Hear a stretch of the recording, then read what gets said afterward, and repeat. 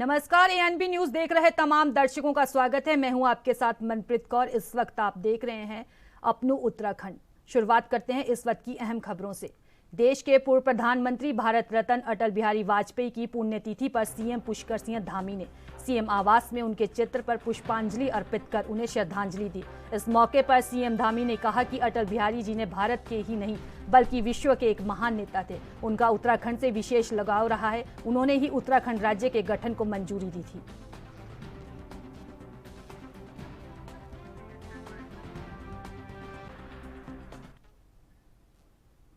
देश के पूर्व प्रधानमंत्री भारत रत्न अटल बिहारी वाजपेयी की पुण्यतिथि पर बीजेपी कार्यालय में श्रद्धांजलि सभा का आयोजन किया गया। इस मौके पर बीजेपी पदाधिकारियों ने अटल जी के चित्र पर पुष्पांजलि अर्पित कर उन्हें श्रद्धांजलि दी। इस दौरान टिहरी गढ़वाल की सांसद माला राज्य लक्ष्मी शाह और विधायक के साथ कार्यकर्ता मौजूद रहे।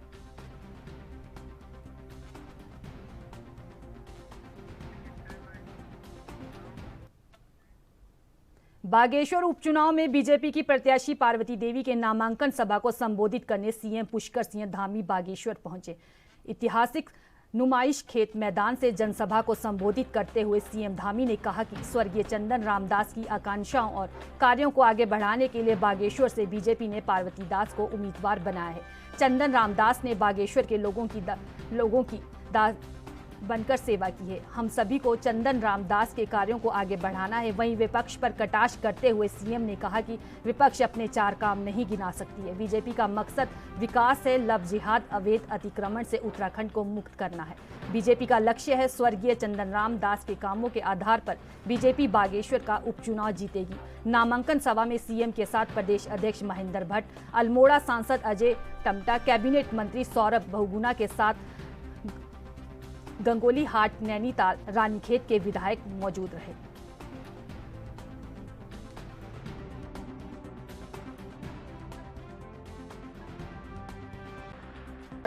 चुनाव में आज आप आए हैं सर। प्रदेश अध्यक्ष जी ने पहले ही कह दिया कि चंपावत से बड़ा रिकॉर्ड बनेगा। देखिए, जिस प्रकार से इस क्षेत्र में स्वर्गीय चंदन रामदास जी को लोगों ने अपना हमेशा समर्थन दिया, चारों चुनाव में उनको यहाँ से अपना आशीर्वाद देकर इस क्षेत्र की सेवा करने का अवसर प्रदान किया। और इस क्षेत्र में चूँकि उनका दुखद निधन हुआ, उसके बाद ये चुनाव आया है। आज जिस प्रकार से लोगों का हुजूम है, लोगों के उनके प्रति एक प्रेम है, अपनी श्रद्धांजलि लोग इस रूप में देना चाहते हैं कि जो उनके सपने इस क्षेत्र को लेकर थे, जो अनेकों विकास के कार्य उन्होंने इस क्षेत्र में किए थे, वो हमारी भी जिम्मेदारी है। हम सब लोग उसको आगे बढ़ाएं, उनको पूरा करेंगे। और पार्वती जी को, उनकी धर्मपत्नी, उनको पार्टी ने यहाँ पर उम्मीदवार बनाया है, तो निश्चित रूप से इस क्षेत्र की महान जनता एक बड़ा समर्थन देकर, रिकॉर्ड यहाँ से वोट देकर सेवा का अवसर प्रदान करेंगी। और आदर्श बागेश्वर बनाने के लिए, उत्तराखंड को श्रेष्ठ उत्तराखंड बनाने के लिए जो यात्रा चल रही है, उस यात्रा को बागेश्वर की ये पुण्य भूमि, बागेश्वर के महान लोग उसको आगे बढ़ाएंगे। सब बेमेल गठबंधन है और जनता का विश्वास आज भारतीय जनता पार्टी के साथ है। हम लोगों ने आज प्रधानमंत्री मोदी जी के नेतृत्व में जो उत्तराखंड के अंदर जिस प्रकार से विकास हुआ है, उत्तराखंड की जनता देख रही है। हम जो कहते हैं उसको करते हैं। और जो इस प्रकार के दल हैं, वो केवल विरोध के लिए, विरोध की राजनीति करने के लिए, केवल लोगों को वोट बैंक तक ही अपना समझने के लिए वो चुनाव में खड़े होते हैं, तमाम बड़े बड़े वायदे करते हैं। जनता उनको भली भांति समझ चुकी है। इसलिए यहाँ की जनता के आशीर्वाद से हम एक तरफा इस चुनाव को जीतेंगे। रूप से देखिए, हर रिकॉर्ड टूटने के लिए होता है। और यहाँ भी जिस प्रकार का आज लोगों का उत्साह है, लोगों का समर्थन है, आशीर्वाद है, इसमें कोई वो नहीं है कि यहाँ पर एक नया रिकॉर्ड बनेगा। बागेश्वर उपचुनाव में बीजेपी ने स्वर्गीय चंदन रामदास की पत्नी पार्वती दास का नामांकन किया गया है। नामांकन में कैबिनेट मंत्री सौरभ बहुगुणा, प्रदेश अध्यक्ष बीजेपी महेंद्र भट्ट उपस्थित रहे। बीजेपी प्रत्याशी पार्वती दास का कहना है कि मैं अपने पति पूर्व कैबिनेट मंत्री चंदन रामदास के कार्यों को आगे बढ़ाऊंगी। प्रदेश अध्यक्ष महेंद्र भट्ट और कैबिनेट मंत्री सौरभ बहुगुणा का कहना है कि बीजेपी बड़े अंतर से बागेश्वर का उपचुनाव जीतेगी। कांग्रेस के पास कोई उम्मीदवार नहीं है। कांग्रेस सत्ता की लालच से लोगों को टिकट देकर अपनी साख बचाने में लगे हैं।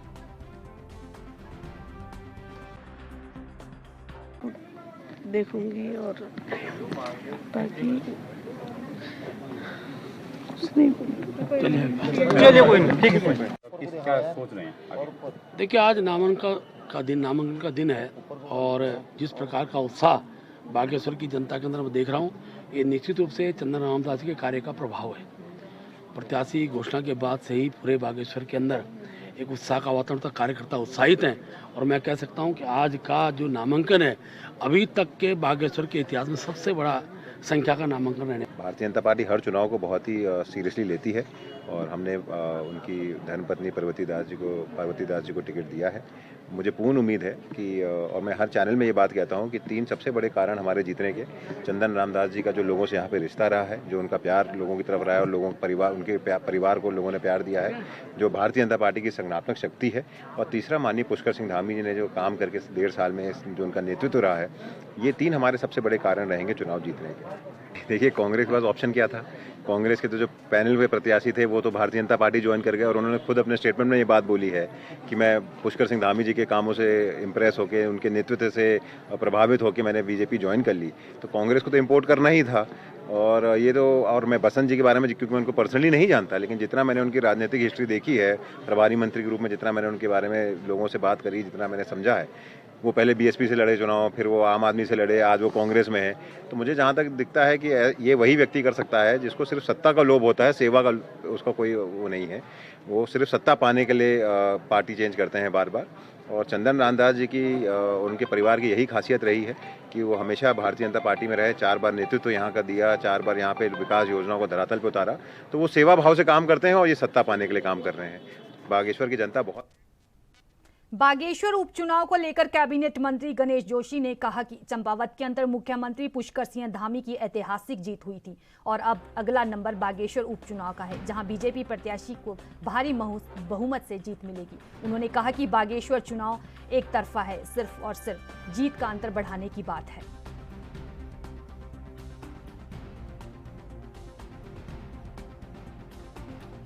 चंपावत के अंदर ऐतिहासिक विजय मिली मुख्यमंत्री जी की, आज उन्हीं के तत्व में बागेश्वर चुनाव एक तरफा है,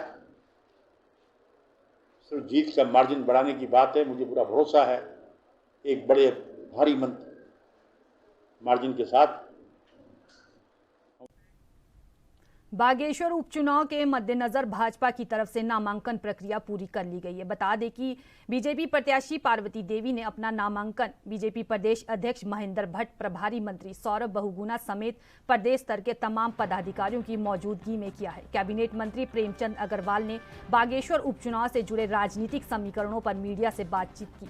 कहा कि मुख्यमंत्री से लेकर भाजपा प्रदेश अध्यक्ष समेत प्रदेश के मंत्रीगण वहां मौजूद हैं, जनसभा हो रही है। ऐसे में एक बड़े मार्जिन से बीजेपी बागेश्वर विधानसभा में जीत दर्ज करेगी। साथ ही मंत्री प्रेमचंद अग्रवाल ने ये उम्मीद भी जताई कि दिवंगत मंत्री चंदन रामदास के अधूरे कामों को अब उनकी पत्नी पार्वती दास पूरा करेगी।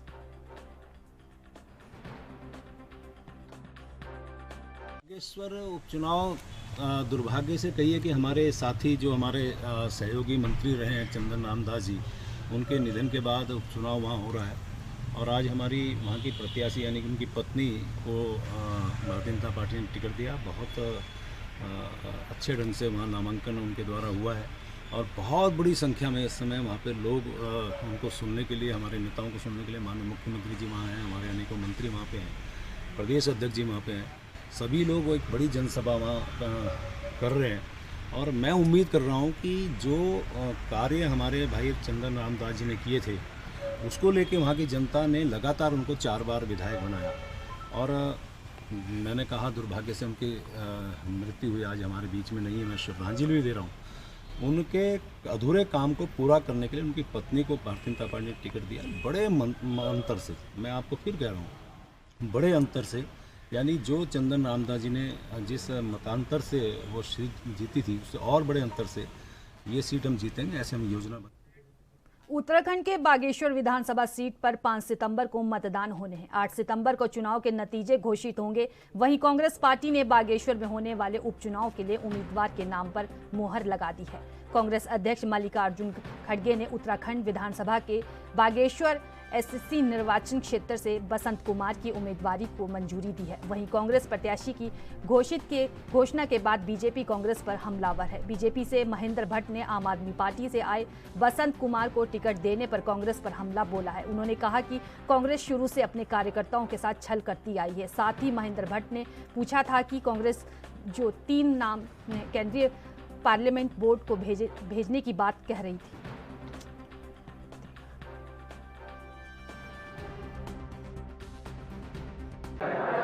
देखिए, सर्वसम्मति से, आम सहमति से बसंत कुमार जी को हमने कांग्रेस का उम्मीदवार घोषित किया है और केंद्रीय नेतृत्व ने उस पर मुहर लगाई है। उनका एक अपना मजबूत जनाधार है। पिछला चुनाव जो आपसे उन्होंने लड़ा था उसमें उन्हें 16,000 मत हासिल किए थे और मेरा मानना है कि एक बड़ी जीत की हम आगे बढ़ रहे हैं। सब ने मिलकर काम करना है। हमारी रूपरेखा बढ़ रही है। हमारी एक लड़ाई है, सत्ता के खिलाफ हम लड़ाई लड़ रहे हैं और जो जिस तरह से धन बल का इस्तेमाल होता रहा है, सरकारी मशीनरी का दुरुपयोग हो रहा है, उसके खिलाफ भी हम पूरी तरह चाक चौबंद हैं, लामबंद हैं। बसंत कुमार किसी एक राजनीतिक दल के कार्यकर्ता की कांग्रेस में सदस्य था।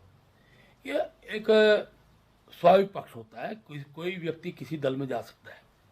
लेकिन मेरा प्रश्न यह है कि करण मेहरा जी कह रहे हैं कि हमने अपने 3 नाम का पैनल अपने पार्लियामेंट्री बोर्ड को भेजा है।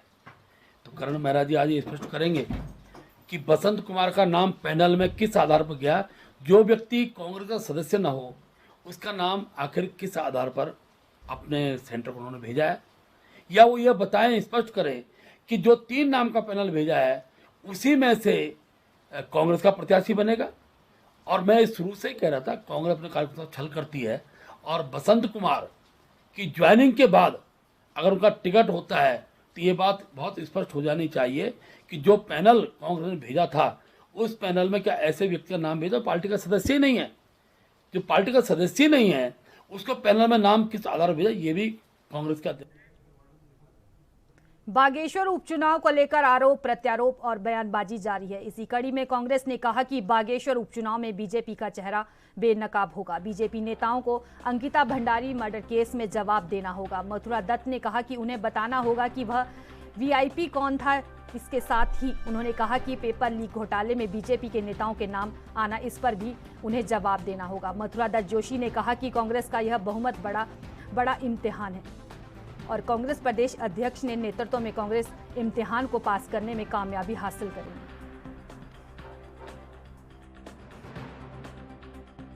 फांसीवादी चेहरा है, उसको बेनकाब करने का काम हम बागेश्वर में करेंगे। बागेश्वर में भारतीय जनता पार्टी को अंकिता भंडारी हत्याकांड में कार्यकर्ताओं की संलिप्तता का पड़ेगा और अग्निवीर किस तरीके से उत्तराखंड के खिलवाड़ कर रहे हैं उसका जवाब देना पड़ेगा। पेपर लीक में भारतीय जनता पार्टी के कार्यकर्ता क्यों, उसका जवाब देना पड़ेगा।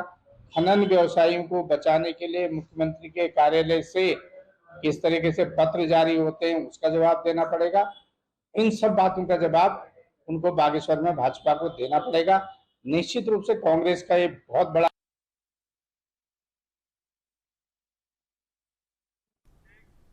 खबरों का सिलसिला जारी रहेगा, रुकते हैं छोटे से ब्रेक के लिए।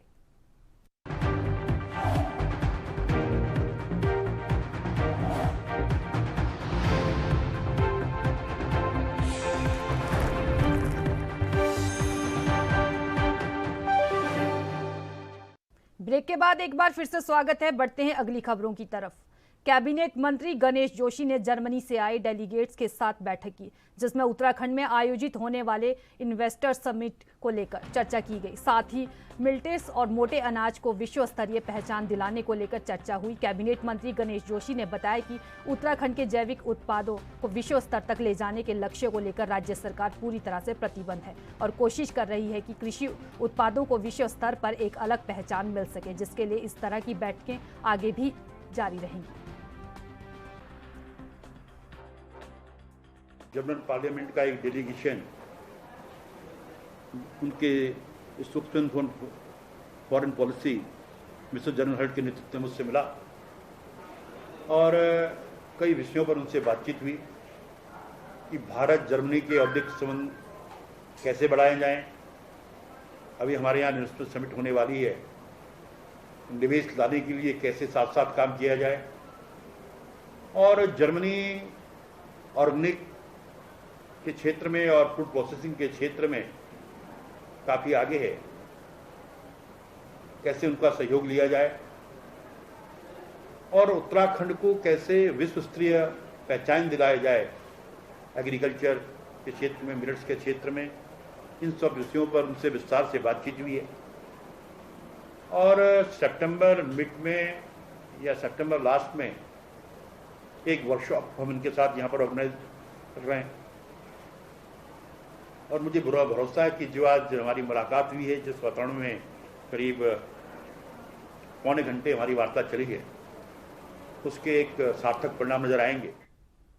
कांग्रेस के प्रदेश प्रवक्ता दीपक बलूटिया ने अतिक्रमण के नाम पर लोगों को बेरोजगार कर उनके आशियाने उजाड़ने को लेकर सरकार पर निशाना साधा। दीपक बलूटिया ने कहा कि सरकार के मंत्री, मुख्यमंत्री और विधायक सिर्फ नौटंकी कर रहे हैं। उन्होंने कहा कि हाईकोर्ट में जब हाईवे के किनारे वन भूमि और पंचायत भूमि से अतिक्रमण हटाने के नाम पर पीआई दाखिल की गई थी, तब सरकार ने हाईकोर्ट में ठीक से पैरवी क्यों नहीं की। साथ ही उन्होंने कहा कि आज मुख्यमंत्री और मंत्री लोगों को झूठा आश्वासन दे रहे हैं। वहीं उन्होंने कांग्रेस प्रवक्ता दीपक बलूटिया ने सवाल पूछा कि सरकार बताए कि क्या वो हाईकोर्ट के फैसले को बदल सकते हैं, अगर नहीं तो फिर क्यों लोगों को गुमराह किया जा रहा है। उन्होंने कहा कि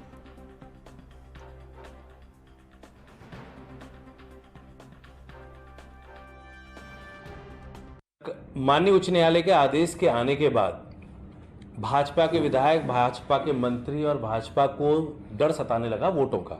जो प्रभावित परिवार हैं उनको सिर्फ ये एहसास कराने के लिए कि भाजपा आपके साथ है, तो एक फोटो सेशन चल रहा है, मुख्यमंत्री को ज्ञापन देते हुए, फूल भेंट करते हुए ये दिखाया जा रहा है कि भाजपा जो है प्रभावित परिवारों के साथ है। जो माननीय उच्च न्यायालय ने आदेश दिया था, जिस पर जो वन भूमि, वन पंचायत भूमि या बंजर भूमि, नैनीताल ये जो हाईवे से जो लगे हुए दुकान के माध्यम से रोजगार कर रहे हैं, ऐसे लोगों को अतिक्रमण हटाने को लेके, तो सच्चाई है जब हाईकोर्ट में मामला जब चल रहा था तो उस समय सरकार सोई हुई थी। सरकार को कोई सुध नहीं ली उन्होंने उसको पैरवी ढंग से करने की, कुंभकर्ण की नीति, सोई हुई थी सरकार। अब जब माननीय उच्च न्यायालय ने जब फैसला दे दिया, या तो फैसले को आप चुनौती दें, विधिक राय लें, लगता है कि यदि फैसला ठीक नहीं आया है, नियम के अनुसार नहीं है, उसके बाद आप फैसले को चुनौती दें। यदि लगता है कि यार इसमें विधिक राय में कि इनको जो है वो नहीं मिल सकती है, राहत नहीं मिल सकती है चुनौती देने से, उस पर जो है आप माननीय उच्च न्यायालय में दोबारा जाएं, कहें कि भाई ये जो प्रभावित परिवार हैं, इनके रोजगार का माध्यम ही ये दुकानें हैं, यदि इनकी अगर दुकानें छिनती हैं, अगर हम तोड़ते हैं तो इनका आजीविका का। राज्य सूचना आयुक्त योगेश भट्ट ने नगरपालिका परिषद अल्मोड़ा का निरीक्षण किया, जहां उन्होंने सूचना का अधिकार अधिनियम के अंतर्गत उपलब्ध मैनुअल आदि की जानकारी ली। योगेश भट्ट ने पालिका कार्यालय के हर कक्ष में जाकर पंजिकाओं व अभिलेखों के रखरखाव को लेकर जानकारी ली। इस मौके पर भट्ट ने कहा कि पालिका में सूचना का अधिकार अधिनियम के तहत कार्य संतोषजनक है, हालांकि रिकॉर्ड के रखरखाव को व्यवस्थित रखने की जरूरत है। उन्होंने पुस्तकालय कक्ष में अपेक्षित सुधार करने पर बल दिया। भट्ट ने कहा कि आरटीआई को सकारात्मक तौर पर लेना होगा। पालिका दफ्तर में पालिका कक्ष प्रकाश चंद्र जोशी व अधिशासी अधिकारी भरत त्रिपाठी ने भट्ट को जानकारी दी। वहीं पालिका अध्यक्ष जोशी ने पालिका की खस्ता हाल माली हाल सूचना पर आयुक्त भट्ट को अवगत कराया। उन्होंने बताया कि अकेले जिला विकास प्राधिकरण के लागू होने के बाद पालिका को सालाना 40 लाख रुपए से अधिक का नुकसान हो रहा है। वहीं वित्त आयोग की किस्त समय पर नहीं मिल रही है। पालिका साल में 2 से 2.5 करोड़ रुपए के घाटे में चल रही है।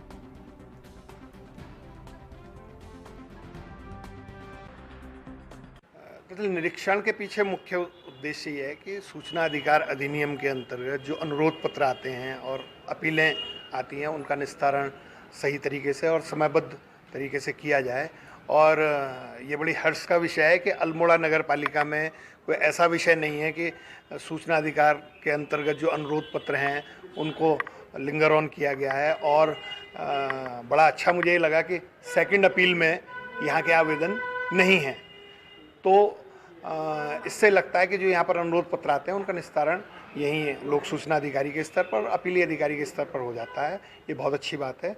दूसरा जो मुख्य उद्देश्य एक ये है कि कि सूचना अधिकार अधिनियम को लेकर जो लोक प्राधिकारी हैं या सरकारी कर्मचारी अधिकारी हैं उनके बीच नकारात्मकता न रहे, एक सकारात्मक भाव से इसको लिया जाए, क्योंकि जो इसका मुख्य उद्देश्य है वो सुशासन है, एक पारदर्शी व्यवस्था स्थापित करना है और ये भविष्य का प्रश्न है, आम लोगों के भविष्य का प्रश्न है, हमारे लोकतंत्र का प्रश्न है। इसलिए एक कोशिश की जा रही है कि संवाद बढ़ाया जाए। उसी यहाँ नगर पालिका का चूँकि जनता का सबसे ज़्यादा जो वास्ता पड़ता है वो लोकल बॉडीज़ से पड़ता है, तो अपेक्षा की गई है कि जो डॉक्यूमेंटेशन है वो प्रॉपर हो, जो आरटीआई के तहत मैनुअल्स हैं वो अपडेटेड रहें। हालांकि मैनुअल यहाँ पर बने हुए हैं, थोड़ा रिकॉर्ड रूम को और व्यवस्थित करने की आवश्यकता है। तो अभी ईओ हैं, उनसे बात हुई है, चेयरमैन साहब से भी अपेक्षा की गई है कि वो अपने निर्देशन में वो कराएंगे। और बाकी सूचना अधिकार अधिनियम के अंतर्गत आने वाले समय में जो अनुरोध पत्र हैं वो उनका निस्तारण ससमय होगा और जो एक मजबूती मिलनी चाहिए लोकतंत्र को वो मिलेगी।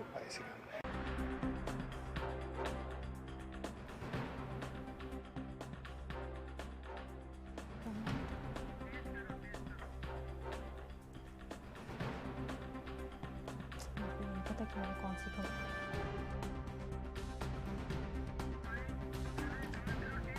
अरे तो मुझे ये नहीं पता।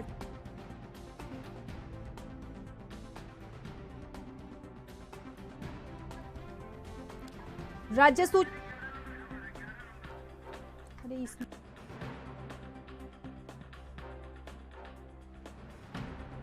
अल्मोड़ा का निरीक्षण किया, जहां उन्होंने सूचना का अधिकार अधिनियम के अंतर्गत उपलब्ध मैनुअल आदि की जानकारी ली। योगेश भट्ट ने पालिका कार्यालय के हर कक्ष में जाकर पंजिकाओं व अभिलेखों के रखरखाव को लेकर जानकारी ली। इस मौके पर भट्ट ने कहा कि पालिका में सूचना का अधिकार अधिनियम के तहत कार्य संतोषजनक है, हालांकि रिकॉर्ड के रखरखाव को और व्यवस्थित रखने की जरूरत है। उन्होंने पुस्तकालय कक्ष में अपेक्षित सुधार करने पर बल दिया। भट्ट ने कहा कि आरटीआई को सकारात्मक तौर पर लेना होगा। पालिका दफ्तर में पालिका अध्यक्ष प्रकाश चंद्र जोशी व अधिशासी अधिकारी भट्ट त्रिपाठी ने भट्ट को जानकारी दी। वहीं पालिका अध्यक्ष जोशी ने पालिका की खस्ताहाल माली हालत से सूचना आयुक्त भट्ट को अवगत कराया। उन्होंने बताया कि अकेले जिला विकास प्राधिकरण के लागू होने के बाद पालिका को सालाना 40 लाख रुपए से अधिक का नुकसान हो रहा है। वहीं वित्त आयोग की किस्त समय पर नहीं मिल रही है।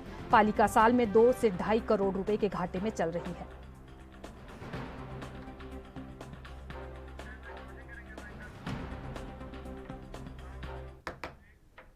मेरे साथ फिलहाल इस बुलेटिन में इतना ही। तमाम बड़ी खबरों के लिए देखते रहिए ANB न्यूज़। नमस्कार।